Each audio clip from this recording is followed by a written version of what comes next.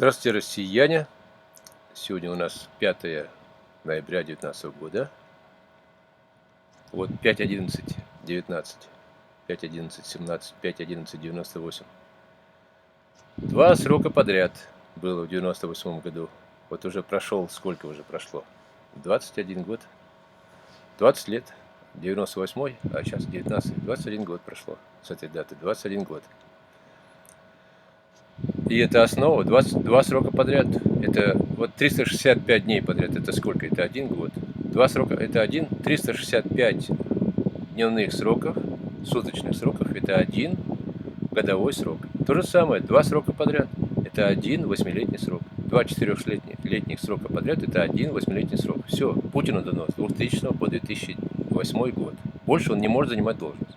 Вот представьте, у вас срочники идут в армию на 2 года. 365 дней, 2 раза будет 730 дней. Вот на 730 дней подряд. 2 года подряд. Все. Разве им скажут, что а вот день отдохни и снова пойдешь? Ты обязан служить всю жизнь? Ну нет, ведь не так. Но Путин-то обманывает. Путин обманывает, дурит всех. Путин узурпатор, фашист, оккупант. Сейчас он ведет войну против всего мира. А самое главное, он оккупировал Россию и уничтожает ее народ. Значит, я обращаюсь еще раз к матерям, солдатским матерям, с матерям призывников, к отцам призывников, дедам, бабушкам. Не отправляйте призывников в армию, в путинскую фашистскую оккупационную армию. Потому что Путин не президент, они идут фашистами. Они будут, их судят вместе с Путиным на Нюрнбергском трибунале. Они потом будут сидеть сроки за военные преступления, путинские военные преступления, они становятся соучастниками военных действий. Солдат клянется, дает присягу, и в присяге говорит свято соблюдать Конституцию. Вот эти слова вам будут поводом не отправлять ребенка. А он и есть ребенок, в школе Конституцию не проходит, сейчас он Конституцию не знает. Все, у него есть слова, отказ, я не могу идти в армию, свято соблюдать Конституцию, я не знаю Конституцию. А с другой стороны, может ровно наоборот сказать, я знаю Конституцию, по ней Путин по статье 81, часть 3 не может занимать должность президента. А он занимает, следовательно, он убил государство. Куда вы меня посылаете служить? На убитое государство? И подчиняться Путину, незаконному президенту? И всех, кому он назначил? Шойгу. Кто назначил Шойгу? Путин, антиконституционный президент, оккупант России, фашист. И сейчас шойговская армия, фашистская армия, которая направлена на уничтожение России, на уничтожение правового государства. Ваших сыновей убьет, ничего не получит, никаких гарантий, ни ордена, ничего, ни памятник не поставит ему за геройство. Нет, он умрет, он как фашист, как оккупант, он воюет на чужой территории, на несправедливой войне, на агрессора, страна агрессора.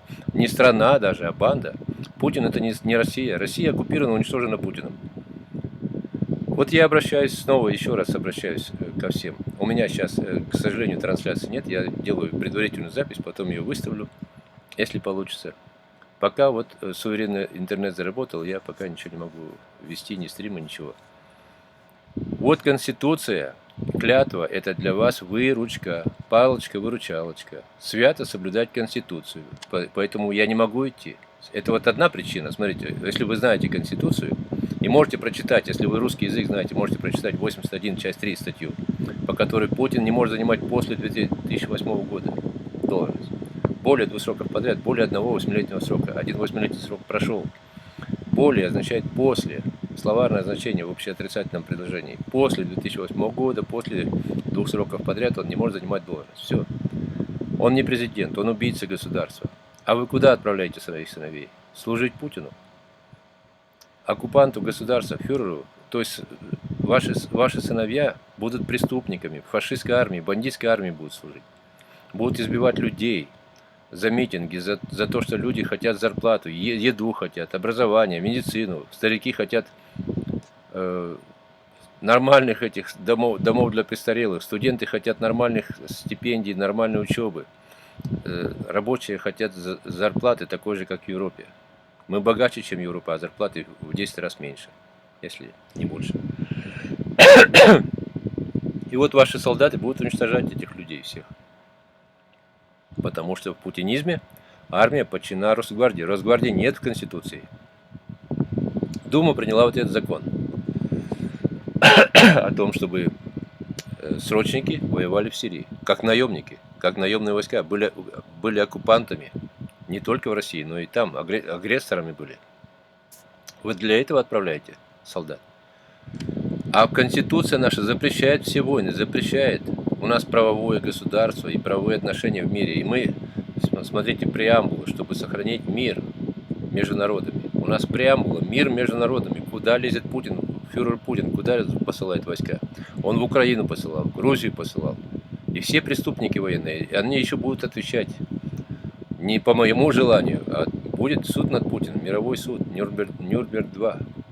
Именно вот эти слова «свято соблюдать Конституцию» позволяют не ходить в армию, потому что Путин убийца Конституции. Все его армия, войска, силовики – убийцы Конституции. В Конституции нет полиции, ФСБ, Росгвардии, ЦИК РФ нет в Конституции.